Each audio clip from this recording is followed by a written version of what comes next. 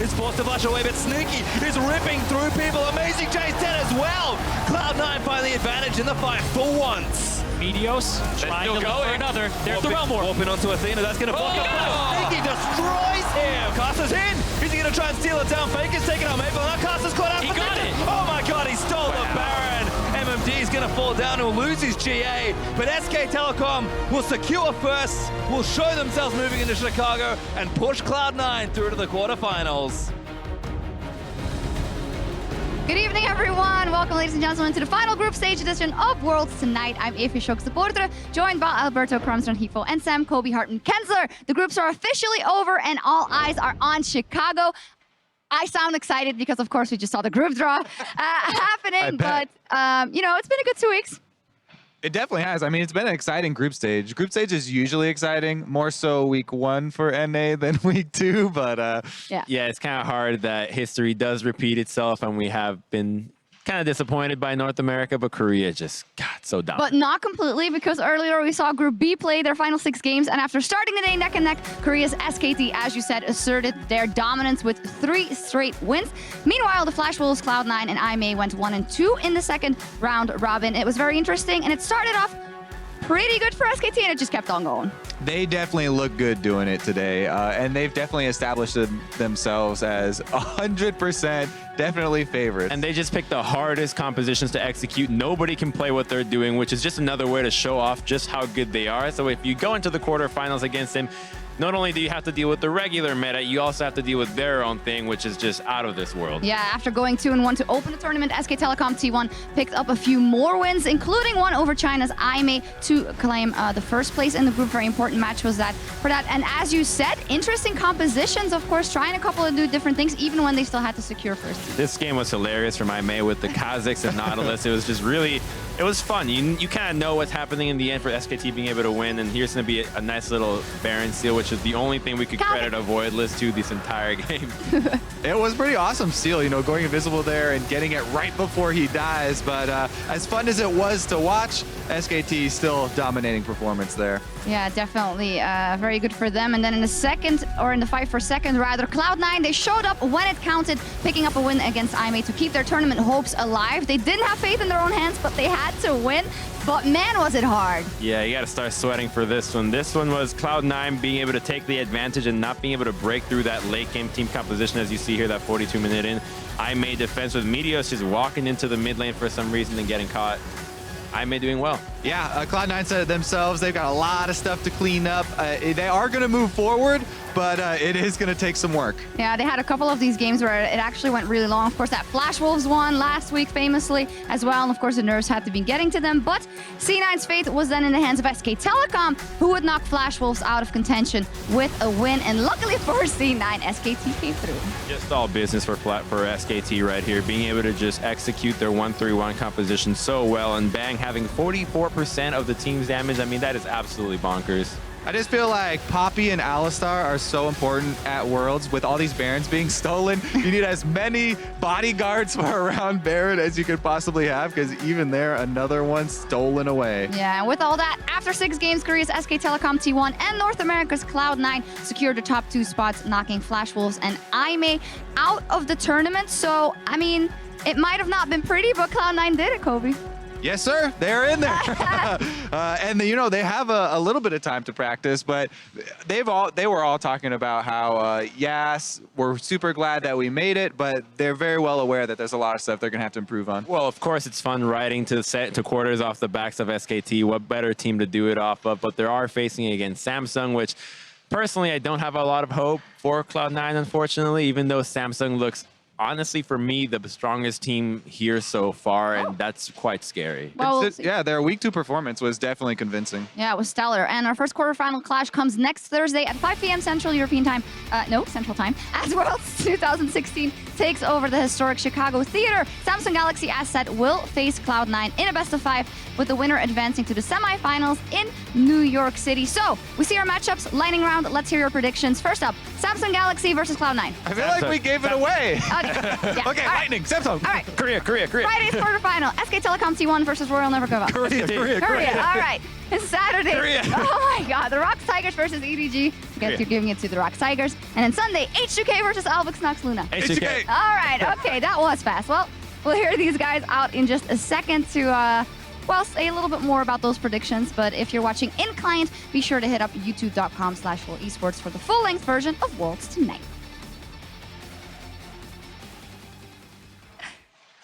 All right, we can calm down and talk a bit more about all the madness that happened today. And I also want to give a shout out to our Worlds Tonight producer, Sam. Happy birthday. SKT, Cloud9. Those are the two teams that are advancing after all that happened today. And you guys said it already. SKT just looks very, very scary once again. I mean, they were able to dismantle everybody, even though they had a couple of hiccups in the way that they were closing out games. The worrying thing that makes them so strong now is that Blank actually showed up. He was crushing it. He went MVP on this game, didn't even die on Lee Sin with some amazing multi-people kick. Did it again in another game, and then they just put in Bangy here, have a free game, and does it again. Exactly. That's the scariest thing, right? They still have the option to swap out both junglers, and they're looking good with both. But C9 had their most competitive, maybe, or most convincing game, even though they didn't win it, versus SKT. Can we say that? Fair enough, I guess. Yeah. All the games were struggles for them. The Yeah. reason why she's saying that is because a lot of the games for Cloud9, the entire group stage have been struggles. Well, we know them as a team that relies off confidence so much. And that first game, while they did pour their hearts out into that, you could see that it was the better play that we saw from them today. It just wasn't enough for the results. And that must have taken a toll on them for the remainder of the two games, which showed in how they were unable to close out against the other two opponents. Yeah, and interviewing Meteors also after that win when they still were waiting for the qualification, yes or no, it was just like, I don't know what went wrong. I mean, they just looked so tired and done kind of already, so maybe luckily they didn't have to play another tiebreaker. I think the pressure is a lot. Yeah. To be honest, the fact that you got all the CLG fans, all right, they go to TSM, and now all of those go to TSM as well. And even if you've never even seen League, you're going to be a Cloud9 fan, because if you're from NA, you're like, oh, put all the hopes on these guys, which is the entire weight of NA. I mean, they're chanting USA. You have the weight of the United States on your shoulders, which is a lot. Yeah, and just quickly before we move on to that quarterfinal matchup, of course, LMS, no representatives advancing to the next round, which kind of flew under the radar because of the abundancy of upsets, but that is quite a hit for the region as well. Yeah, I mean, both of them did get pretty close. Clash Wolves and AHQ were very nearly the next teams in their groups to make it out. But yeah, just not able to cut it this year. Nope, not worked for them, but it is Cloud9 that advances, and their gift is the quarterfinal matchup versus Samsung Galaxy. As you guys said already, you don't give Cloud9 a lot of chances to win, but where are the openings, and why are you so convincingly saying that Samsung is going to? Well, we were talking about it on the desk, and the only thing that we could see Cloud9 being able to do to win this game is off the top side, Impact versus QV. He has looked shaky before, but not in this tournament in particular. He's been having a pretty decent run at it, especially with the meta of the mages top. He's so good on the Rumble, the cannon. He's able to actually influence team fights very well. And if you can let Impact have a run akin to the Gauntlet run, we might be able to see 1 or 2 games off the Samsung. The other thing I would mention is Cloud9 have a pretty clear Victor ban, so part of their pick ban phase is kind of done for them. The other thing is that Ambition has a tendency, no matter how many good games he has in a row, there's always that chance he goes for one of those invades like we saw in group stages.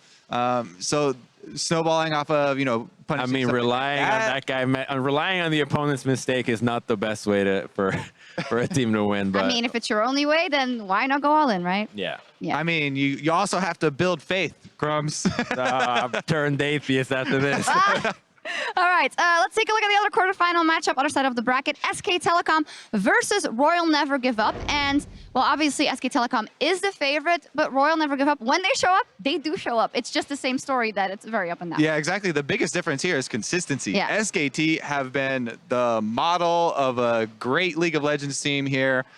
They've shedded so many of the doubts that, people had just because, oh, they lost to Longju and, a little bit at the end of the season there, but I think the questions are pretty much gone for them, whereas RNG are still very much RNG. Yeah, and RNG just is going to have to try to achieve that peak of their play. And we were talking a lot of what is their peak? I mean, what have we seen that is really that performance that they're chasing after? And we have to guess maybe their final game against TSM or maybe their first game against splice in which they're able to just come out with an incredible lead off the laning phase. But if they can't really get a very strong macro sense of the game past that point, I think SKT, if they return to the roots of being able to stall out games, should be able to have an easy time with them. And now we're moving on to the best of 5, right? So it's a whole series that they have to keep it up for, and that will be difficult versus SKT. Hey, if TSM had made it, they would be versus SKT, so...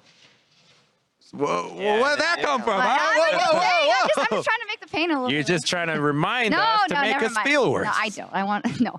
Okay, moving on to the other quarterfinal matchup. Also in that side of the bracket, the Rocks Tigers versus Edward Gaming. Obviously, that also means that we might get a semifinal of SKT versus Rocks. And how confident are we that it's going to be Rocks? Or well, I'm pretty confident just because of the top side of the map. I mean, Mouse. Well, to me, Rocks Tigers, they haven't shown up to expectations, coming into this tournament, but they don't have that glaring weakness. Like, Mouse is a way that you can win the game through one of the lanes versus EDG, and he's been exposed before by other teams already in the tournament. And while we were thinking that maybe the early game would be the weakness for Rocks, towards the later stages, they were just like, nope, Peanut showed up. And when Peanut was playing on, that team looked just as good as Samsung, just as good as SKT, which is a really scary thing because Clear Love has also not been performing to what you would expect out of a legendary jungler like him. And when you meet up against a young, hungry talent like Peanut, things aren't going to go very well. yeah, but you say when they show up, I can only actually remember 2 games that I was like, oh, Peanut is super like laying down the law in this game. Didn't you guys have doubts in the beginning as well? Just a little bit, but nearly as much as you had for what Clear Love was putting up. I mean, we saw him try to gank top as Lee Sin with literally a Tempest, 2 autos, and not even throwing out Q. What is that? That's not the kind of thing you want to see when you're saying, oh, I'm a contender for the world championship. Also, there are still those games where Clear Love does not take many offensive actions before like 8 minutes into the game, which is kind of a long time to let Peanut, go wherever he wants. Yeah, fair enough. Then moving on to that other, or the last quarterfinal matchup, H2K versus Alvas Nox Luna. Woo! That is a great draw for, actually, I would say both of them. Yeah, definitely. And it's going to be one of those exciting ones that you talked about, kind of similar to the IMA games where a lot of different champions can be picked, and you're definitely looking forward to the, what's going to be the twist, the M. Night Shyamalan. Wild, Wild West in Europe, but both, as you said, both teams are going to be happy that they've drew against each other, and they probably have a bit of a feel of who can represent Europe the best. But unfortunately, I do feel like H2K is a better laner. But the other thing that I think is going to be important in this match is just tilt. I think that both these teams are very happy that they drew each other because they pretty much don't respect don't respect each other very much. So if they start losing or doing very poorly against what they would expect to be a weaker opponent, then we might see a just landslide of a game. That being said, H2K won 4 games in a row to end out their group stage. So I feel like they are pretty confident right now. Like you say, though, if they start running into some rocky games, then, maybe it falls apart. But We'll see. I But they feel have pretty no confident Korean in that teams one. in their group, and now they haven't drawn a Korean team in their quarterfinal, so... I will predict that H2K will at some point play a Korean team. Right. That makes sense. All right. Well, that's it. It's time for us to turn out the lights here in San Francisco. But we are hitting the road, and we'll catch you next week in Chicago, Illinois, as the 2016 World Championship continues. Bye.